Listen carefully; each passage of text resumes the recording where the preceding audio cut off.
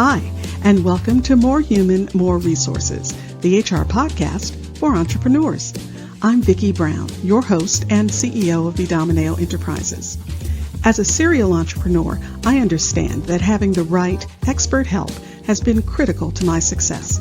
That's why I'm dedicated to telling you, in plain language, what's going on in the world of HR that might impact your business, and what you need to do about it, with real actionable tips to help you master that list of must-dos and grow your leadership muscle. First things first, the information contained in this podcast is provided for general purposes only and is not to be considered legal advice.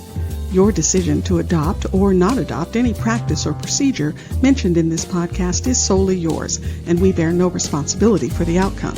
We urge you to always consult legal counsel and other appropriate licensed professionals. And with that, let's get into the show.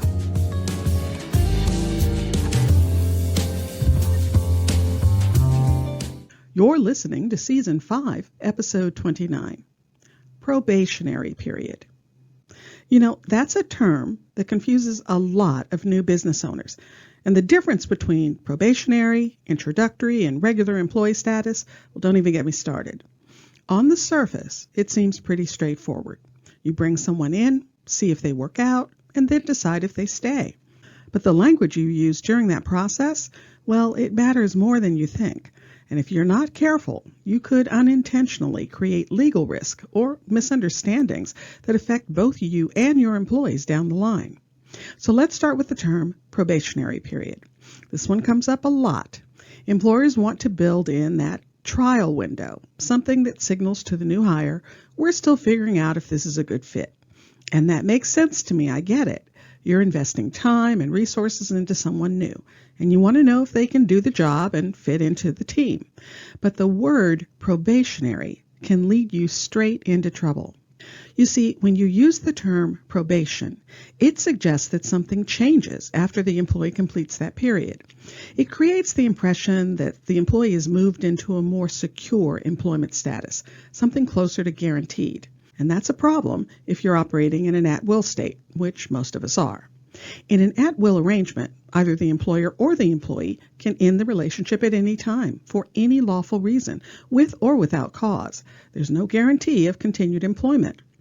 But when you label someone as being on probation, it implies that they're being tested, and once they pass, they've earned something more permanent. That's where legal risk starts creeping in.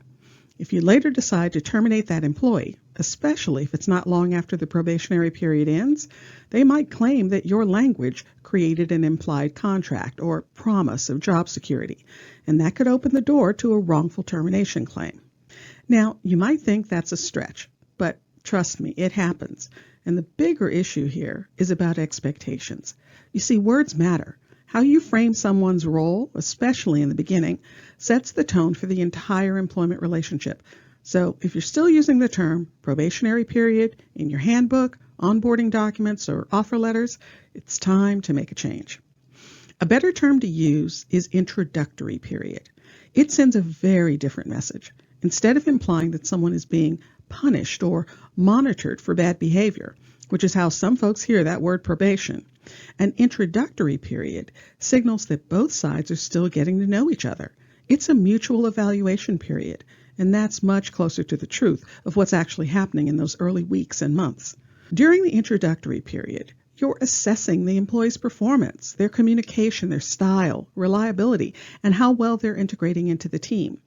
At the same time, the employee is evaluating your company, your leadership, and whether this job meets their expectations. It's a two-way street, and the language should reflect that. But here's the key.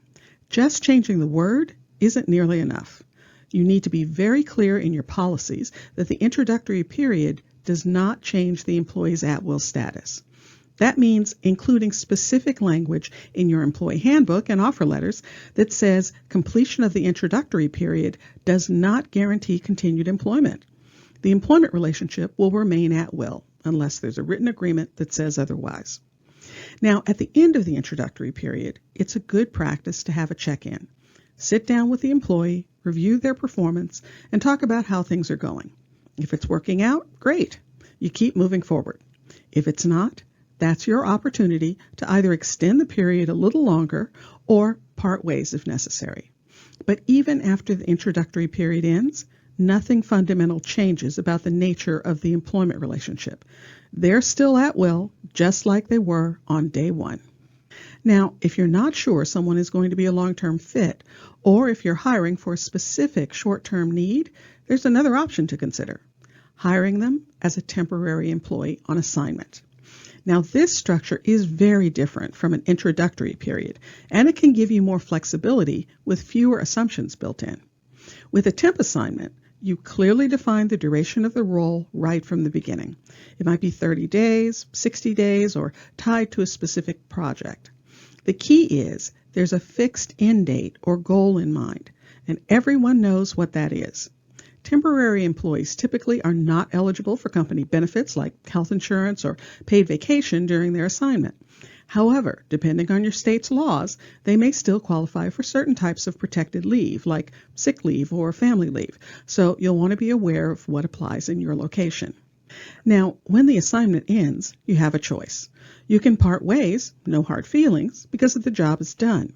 Or if they've done a great job and you see a future with them, you can offer them a regular position and start the onboarding process as a regular employee. That path is especially useful when you're hiring cautiously, maybe testing out a new role or navigating a seasonal workload.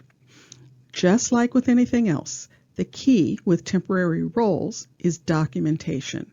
The offer letter should be clear that the role is temporary, not eligible for benefits, and subject to all applicable laws. And you should still avoid the word probation, even if you're thinking of the assignment as a trial run. Keep the language clean and specific. And that brings us to another language trap that I see all the time, the term permanent employee. This is another one that sounds harmless, but can cause confusion. You see, when you say someone is a permanent employee, what does that sound like to them? Well, it sounds like they can't be fired. It sounds like they've earned a protected status. And even though that's not what you meant, it may be what they believe. So instead of using permanent, use the word regular. That's actually the correct term. After someone completes their introductory period and continues working with you, they become a regular employee, not a permanent one. The difference may seem small, but again, it's about expectations. You don't want your employees believing they have greater job security than they actually do. That's not good for them, and it's not good for you. Language like probationary or permanent creates the illusion that the employment status evolves into something more stable or guaranteed over time. But unless you've offered an employment contract, and most small business owners haven't, the legal foundation remains the same. They're at will, and unless you explicitly tell them otherwise, they can be let go at any time for any lawful reason. Now, this doesn't mean you should be callous or dismissive about how you manage employees. You still want to be thoughtful, fair, and transparent. You should still document performance issues and follow a consistent process for feedback and improvement. That's just good leadership. But clarity is part of that leadership. The way you describe an employee's status should match the legal reality, and it should be consistent across all your documentation and all your verbal conversations. So, just to recap, stop using probationary period. It's outdated, misleading, and potentially risky. Use introductory period instead and define it clearly in your handbook and onboarding materials.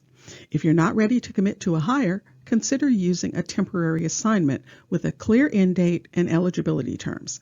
Avoid calling anyone permanent and instead use regular for employees who stay on. And remember, even regular employees are still at will unless you've made a written agreement that says otherwise. So you see, a few simple changes in language can save you a lot of confusion and potential liability down the road. So take a minute to review your documents and update how you talk about employee status. It's one of the easiest ways to protect your business while showing up as a strong, clear, and thoughtful leader. If you found this information helpful, please leave a review and tell a friend. Thanks for spending the time. Until next week, same time, same place.